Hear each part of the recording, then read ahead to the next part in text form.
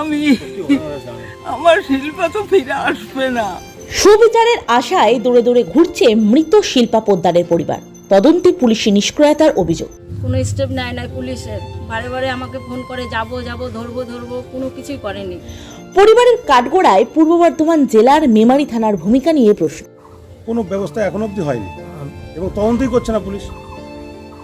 যে ঘটনাটা তদন্ত করবে তদন্তই করছে। বারবার এসপিকে জানিয়েছি, নবান্ন অবধি জানিয়েছি, বলছে হবে, এর ব্যবস্থা হবে, তোমাদের চিন্তা নেই, সঠিক তদন্ত হবে। তদন্তই করছে না, সঠিক তদন্তটাই তো হচ্ছে না। ছেলেটা যে ফোনটা নেবে, নিয়ে যে কি কথা হয়েছে না হয়েছে বের করবে, কোনো কিছু এখন অবধি হয়নি। মেমারি থানার অন্তর্গত চাচাই পাল্লা ক্যাম্পের বাসিন্দা 19 বছরের শিল্পা পোদ্দার প্রেমের সম্পর্কে জড়িয়ে পড়েন ওই গ্রামেরই বাসিন্দা যুবক রনি বিশ্বাসের সঙ্গে। শিল্পার পরিবারের অভিযোগ, প্রেমিক রনিক বিশ্বাসের সঙ্গে একাধিক মেয়ের সম্পর্ক ছিল। নানান সময় নানা বাহানায় অভিযুক্ত প্রেমিক রনি বিশ্বাস প্রেমিকা শিল্পা পোদ্দারের থেকে আর্থিক সাহায্যও নিত।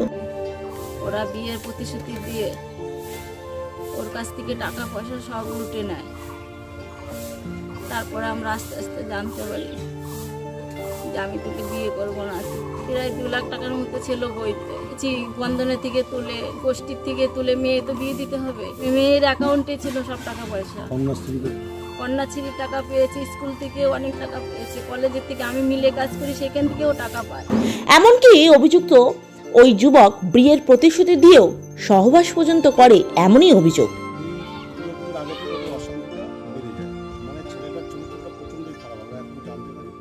আমার ভাইয়ের সঙ্গে শিল্পা পোদ্দারের সঙ্গে সম্পর্ক থাকার আগে আরও 2-3টে মেয়ের জীবন নষ্ট করেছে। তারা তো এখন তাদের বাস্তবে তারা মান সম্মান করে তারা পিছনে সরে গেছে, কিন্তু আমাদেরটা তো সব কিছু শেষ করে দিয়েছে। দেহ থেকে শুরু করে, টাকা থেকে শুরু করে, বন্ধু বান্ধবদের তাদের কী জবাব নেই। সম্পর্কে টানাপোড়েনের মধ্য দিয়ে তরুণী বিষ পান করে বলে জানিয়েছেন পরিবারের লোকজন।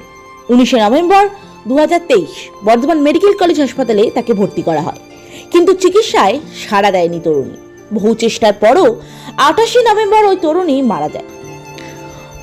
পরে পরিবারের পক্ষ থেকে এই বিষয়ে মেমারি থানায় অভিযোগ জানালে থানা কোনো অভিযোগই গ্রহণ করতে চায়নি।